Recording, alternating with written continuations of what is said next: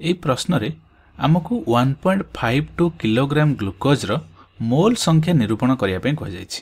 ଠିକ୍ ଅଛି, ତେବେ ଆମେ ମୋଲ ସଂଖ୍ୟା ନିରୂପଣ କରିବା। ଓକେ, କାହାର? ଗ୍ଲୁକୋଜର ରାସାୟନିକ ସଂକେତ ହେଉଛି C6H12O6।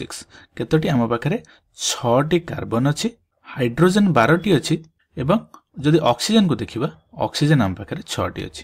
ଠିକ୍ ଅଛି, ତେବେ এই 1.52 কিলোগ্রাম গ্লুকোজর মোল সংখ্যা নিরূপণ করা আমাকে এই গ্লুকোজর আণবিক বস্তুত্ব দরকার।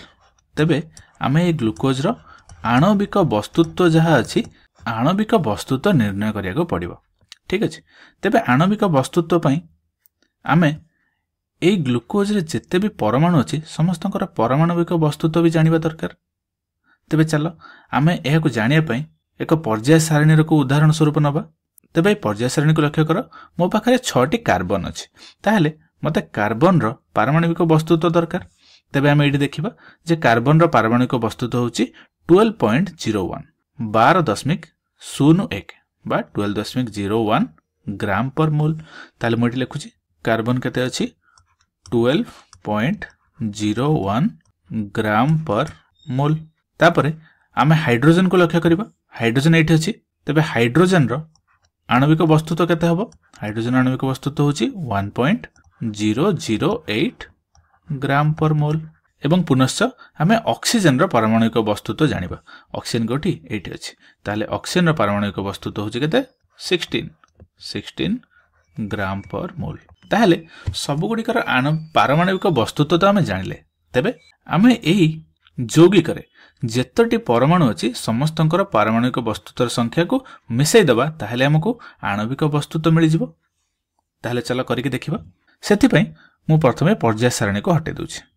ঠিক আছে, বর্তমান লক্ষ্য কর, মো পাখে 6টি কার্বন আছে, তো মু লিখিবি 6 × 12.01 গ্রাম पर মোল প্লস পুনি কেতে আছে? পুনি আছে হাইড্রোজেন। তবে আমি দেখিলে হাইড্রোজেন র সংখ্যা কেতে? হাইড্রোজেন 12টি आम पाखे अच्छी, ताहले हम क्या लिखा 12 × 1.008 ग्राम पर मोल प्लस पुणी आम ऑक्सीजन पारमाणविक वस्तुत्व देखा। गोटे ऑक्सीजन पारमाणविक वस्तुत्व हूँ 16 ग्राम पर मोल। मो पाखे अच्छी केतोटी? 6टी। मुझे लिखी 6 × 16 ग्राम पर मोल। जदि मु एई संख्या गुड़ी को कैलकुलेटर साहाय्य मिसेकी लिखी ताहले यह आसीजिव पाखापाखि 180.16 ग्राम पर मोल। कहार?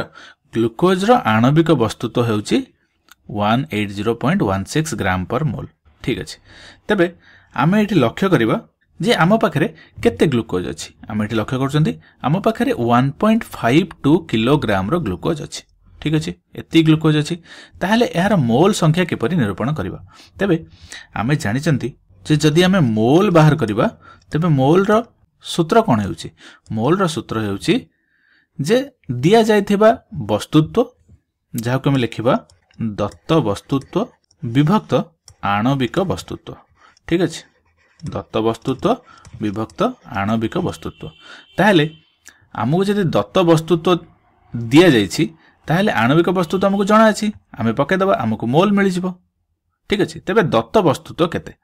वर्तमान देख आमे जो आणविक वस्तुत्व बाहर कले यह 180.16 ग्राम पर मोल अच्छी, ग्राम रे अच्छी, किंतु दत्त वस्तुत्व किलोग्राम रे अच्छी। वर्तमान आपको आमे किलोग्राम रे जहाँ भी अच्छी ताको ग्राम रे कन्वर्ट करबा। सेथि पई मु एठी गोटे काम करूची, एठी मु लिखुची मो पाखरे केते अछि 1.52 किलोग्राम रो ग्लुकोज। एवं आमे जानती जे 1.52 किलोग्राम जे केते ग्राम? आमे जानती कोन?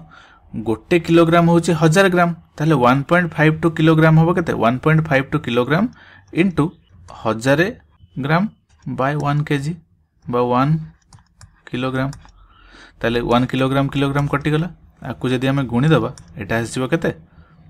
1520 ग्राम। तबे दत्त वस्तुत्व ग्राम रे हमको मिल गला, ताहले एठी हमको आमे ताको पुट कर दबा। देखो एठी मु कोन लिखिबी? दत्त वस्तुत्व केते? 1520 ग्राम डिवाइडेड बाय आणविक वस्तुत्व केते?